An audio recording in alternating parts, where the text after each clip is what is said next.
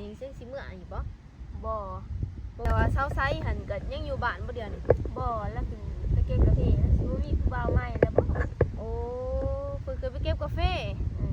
เพิ่นสิบ่มีผู้บ่าวใหม่แล้วบ่เพิ่นว่าอ้าวสบายดีเนาะทุกคนเนาะมื้อนี้ก็ออกมาหาเมียบ่าวสุกทุกคนเอ้ยออกมาหาเซาแพะมื้อนี้บ่ได้ไปหาบ่าวสุกเนาะเพราะว่าข้อยบอกกับเพิ่นมื้อน่ะว่าสิออกมาหา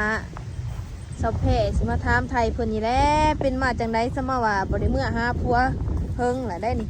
ผู้ทุกคนเอ้ยเพิ่นขุดน้ำอยู่ไห้นาเบิ่งสิหยังก็ไปหาเพิ่นเนาะมาถามมาไทยเพิ่นเป็นจังไดบ่คิดฮอดผัวบ่ซะมาว่าห่างกับผัวเป็นเดือนล่ะปกติพวกเราบ่ได้คอยห่างกันในทุกคนเลยแต่ว่ามื้อนี้ก็หัวลมบ่คือเก่าทุกคนเอ้ยเสียงก็อาจสิวิเวาจังหน่อยเนาะป้าสะแพะละเฮ็ดจังดีก็พูดตามไปหน้าเพิ่นสิเฮ็ดหน้าแสงบ่สบายดีสะแพะป้าเอาเราออกมาขุดหน้าผู้เดียวเนาะแต่ก่อนเพิ่นก็บ่สู้ไปใส่ไปนำกันสุดนี้เพิ่นออกมาคนเดียวเพิ่นเสียหน้าแสงบ่นี่ค่ะเสียหน้าแสงเพิ่นก็เฮ็ดกับไผเฮ็ดกับแม่จ้ะบ่เฮ็ดกับแม่เพิ่นเป็นจังได๋เซาใสได้ไปหากันอยู่บ่แล้วไปเก็บกาแฟเราไปเก็บกาแฟเจ้าบ่ได้ไปเนาะสิเฮ็ดหน้าแสงสิเฮ็ดหน้าแสงทุกคนเอ้ยเบิ่งเพิ่นก็เอาน้ำเขาเต็มให้หน้าแล้วเนาะมาอยู่บ้านกับแม่นี่เฮิงแล้วแต่ว่าเนาะเพิ่งแล้วเป็นเดือนปลายแล้วเด้พอไปหาบ่าวสุกยามใดกับบ่เห็นแล้วเราบ่ขุดน้ำนี่แล้วไปเฮาไปหานางบอลว่าขอยมีเรื่องสิถามสิไทยเจ้าแหละเป็นมาจังได๋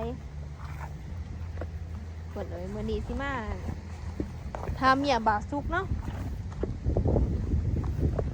เอาสบายดีเนาะทุกคนเนาะมื้อนี้ก็ออกมาหาเซาแพะอยู่หน้าเพิ่นมาขุดน้ำหน้าทุกคนเอ้ยเพิ่นสิเฮ็ดหน้าแสงกับแม่เพิ่นว่านี่ก็หัวลมขอกหนาวแหละเนาะเป็นจังได๋น้องคนเดียวมาเฮิงเติบล่ะบ่กินฮอดบ่าวสุกนี่บ่แล้วก็ธรรมดาอีกธรรมดาบ่นี่เด้อทุกคนเอ้ยเพิ่นบ่ได้กินฮอดบ่าวสุกเพิ่นก็มาหาอยู่แต่ว่าก็มาหาเรามานำเอาปล่อยบ่มื้อเพิ่นมานำเอาแต่บ่มื้อหายแห้งใช่บ่คนเอ้ยเซาแพะเพิ่นว่าเพิ่นหายบ่สุกแห้งแล้วเพิ่นมานำเอาเพิ่นได้เถื่อบ่มื้อเนาะแต่ว่าเช้าไซหันก็ยังอยู่บ้านบ่เดียวนี่บ่แล้วถึงไปเก็บกาแฟแล้วสิบ่มีผู้บ่าวใหม่แล้วบ่โอ้เพิ่นเคยไปเก็บกาแฟเพิ่นสิบ่มีผู้บ่าวใหม่แล้วบ่เพิ่นว่าห่วยสมาสิไปทิมบ่าวสุกจังซั่นบ่ได้เจ้าก็สิทิมเราคือกันบ่นี่ก็บ่จักกันแหละบ่จักกันเพิ่นถ้าว่าเพิ่นมานำเอานี่ซึ่งสิเมื่ออยู่บ่บ่เมื่อห่วยซึ่งว่าจังซั่นบ่าวสุกก็เหงาแล้วอากาศแห้งหนาวๆจังซี่นะบ่คิดฮอดเราอีกเนาะธรรมดาหายแห้งแล้วว่าติทุกคนเอ้ยเซาแพะเพิ่นว่าถ้าว่าบ่าวสุกมานำเอาสิบ่เมื่อเฮ็ดจังได๋บัดนี้บ่าวสุกเปิดก็คิดฮอดพวกเจ้าอยู่ได้ถ้าให้พวกเจ้าเอามาอยู่ก็บ่เฮ็ดพากันมาเนาะข้อยก็ได้ไปเล่นน้ำเราอยู่เมื่อวานเราก็ว่าโอ้ท่านมีคนใหม่ดอกแล้วอะยังถาพวกเจ้าอยู่ทุกคนเฮ็ดจังได๋บัดนี้เซาแพะเพิ่นบ่กลับมาหาบ่าวสุกแล้วเนาะเพราะว่าข้อยก็เลยมาเป็นสื่อกลางให้เพิ่นมาถามเพิ่นว่าเป็นมาจังได๋เพิ่นว่าเป็นมาจังได๋ซะมาว่าหายแห้งแท้ๆบ่จนว่าบ่เมื่อหาเราก็หายแห้งแล้วไปหาเมียเก่าจนน่ะก็ว่าไปเล่นน้ำผู้สาวไปเล่นน้ำนั่นนี่หายเราไปเล่นน้ำผู้สาวไปเล่นน้ำเมียเก่าเนาะก็เลยพากันตัดสินใจพากันมากับนางไซน่ะก็แนวซายส่วนเมื่อกับเมื่อโอ้เป็นน้ำนางไซเนาะนางไซส่วนเมื่อเพิ่นก็เลยพากันเมื่อแต่เจ้าหันก็คือสิบ่ปานใดดอกเนาะแต่ว่านางไซเป็นคนส่วนเมื่ออันคนเอ้ยเมียกบบ่าวสุกเนาะเมียใหญ่ว่าสันซาที่ว่าเพิ่นได้อนากันฮะพากันส่วนมาโอ้หากะลีเป็นน้ำบ่าวสุกแล้วเนาะไปหาเล่นน้ำผู้นั่นเล่นน้ำผู้นี่ก็เป็นน้ำลาวและแนวไปหานั่นเป็น ก็มา ถ้าว่าเราว่ามาขอโทษเจ้าและนี่ข่อยสิบ่ไปอีกนี่หันเจ้าก็สิขึ้นหาเราอีกบ่ ยังบ่ทันถูกตัวนี้ ยังสิคิดก่อนเนาะ อืม เพิ่นไปคิดก่อนเขาก็สิไปบอกเพิ่นหั่นแหละถ้าว่าเพิ่นเปลี่ยนได้เพิ่นสิบ่ไปหาแล้วผู้แสบผู้สาวนะฮะ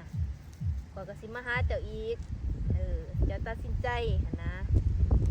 บัดนี้เพิ่นได้พ้นข้าวพ้นหน้ามันจะก็ฮู้อยู่บ่ บ่ฮู้นำลาแล้ว ว่าได้จักสอบบ่ฮู้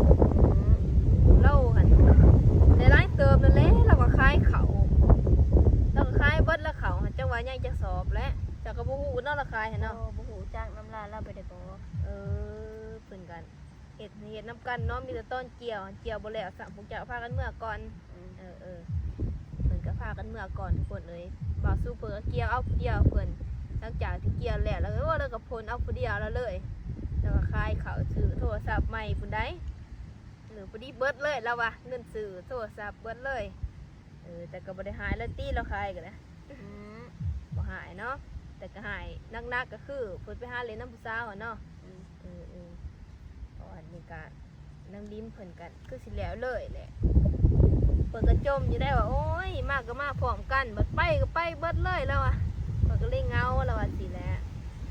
ส่วนนี้ก็อากาศหนาวๆแล้วเพิ่นก็บ่มีคนนอนก่อนแล้วแต่เพิ่นไปเงาะเจ้าก็สิบ่เปลี่ยนใจนี่บ่ คนเปลี่ยนใจกันนี่ เนาะอากาศก็เริ่มหนาวๆจังซี่ล่ะวันนี้ก็หั่นแหละข้อยก็สิไปถามเราว่าเราสิเปลี่ยนบ่คือเก่าเรานิสัยของเราหั่นนะเดี๋ยวไปหาลมนั่นลมผู้นี้ถ้าว่าเพิ่นเปลี่ยนได้กันแม่นขึ้นมาหาเพิ่นเนาะเพิ่นก็เงาอีต้นเพิ่นไหนเพิ่นก็ง่อยๆเงา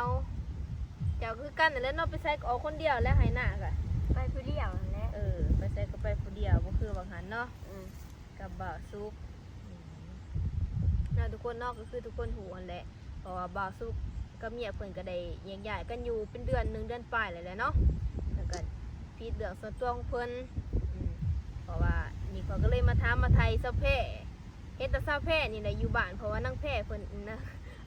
เพราะว่านางไซเพิ่นก็ได้ไปเก็บกาแฟเนาะเพิ่นไปเก็บกาแฟนางไซนางแพ่เราก็เลยว่าโอ้ยบ่แม่นแล้วมีผู้บ่าวใหม่แล้วบ่เพิ่นว่าบ่าวสุกสิบ่เสียใจบ่ทุกคนเอ้ยข้อยก็มาถามมาไทยสำนี้เนาะทุกคนเนาะทุกคนเอ้ยบ่าวสุกเพิ่นก็คลายข้าวคลายหนาวก็บ่ได้บอกเมียเนาะเจ้าก็บ่ฮู้หน้าฮู้หลังอีสังเพิ่นก็คลายข้าวเพิ่นก็ไปซื้อโทรศัพท์ใหม่พอดีเบิดเลยเจ้าก็บ่ฮู้หยังบ่ได้พกกีบบ่ติ บ่ฮู้จักนำลาเราบ่ได้หาย บ่ฮู้จักหน้าจักหลังซ้ำเฮ็ดหน้านํกันมาจนเมื่อยเนาะคลายเอาผู้เดียวเบิดขากะลีบ่าวสุกเฮ็ดอันตรายเนาะแต่ก็คือว่าหั่นแหละเนาะถ้าว่าเพิ่นเศร้าเรื่องจังซั่นแม่ยังสิกลับไปหาเพิ่นนี่สิให้โอกาสเพิ่นว่าซั่นซะแล้วบ่าวสุกนี่เพิ่นก็โชคดีได้ทุกคนเอ้ยได้เซาแพ่เป็นเมียนี่เนาะเพิ่นก็ให้อภัยทุกสิ่งทุกอย่างแต่ว่าเพิ่นก็เครียดก็หายหั่นแหละก็คือเฮาหั่นแหละเนาะเพราะว่าเมียก็มีผิดเพียงกันแต่ว่าถ้าว่ามันก็ต้องมีคนอ่อนแน่เอาเนาะทุกคนเนาะก็คือสิซ้ำนี่แหละมาถามมาไทยเซาแพ่เป็นมาจังไดเพิ่นก็บ่ได้อยู่นํกันเพิ่นแหละเนาะทางไทยเพิ่นเบิ่งแต่ว่าสุกกันเพิ่นฮู้เพิ่นก็สิไปง้อเจ้าหั่นแหละอากาศก็หนาวๆจังซี่แหละหน่อยเพิ่นก็จะได้คนนอนก่อนแล้วเนาะเจ้าก็ขาดมาดนแล้วเด้ว่าสุกก็กินฮอดแล้วแต่เพิ่นก็ยังเล่นโตอยู่ต่างคนก็ยังต่างแค้นใส่กันแต่ก็สิไปบอกเพิ่นก็คือสิไปง้อเจ้านั่นแหละเนาะเพราะว่าเพิ่นก็ยังฮักยังมักจะได้ซั่นเนาะทุกคนเนาะก็คือสิจบแต่เพียงเท่านี้แล้วเนาะมาหาเซาแพ่มื้อนี้ทุกคนเอ้ยก็มีแต่ว่าพอกันคลิปหน้าเนาะทุกคนเนาะบาย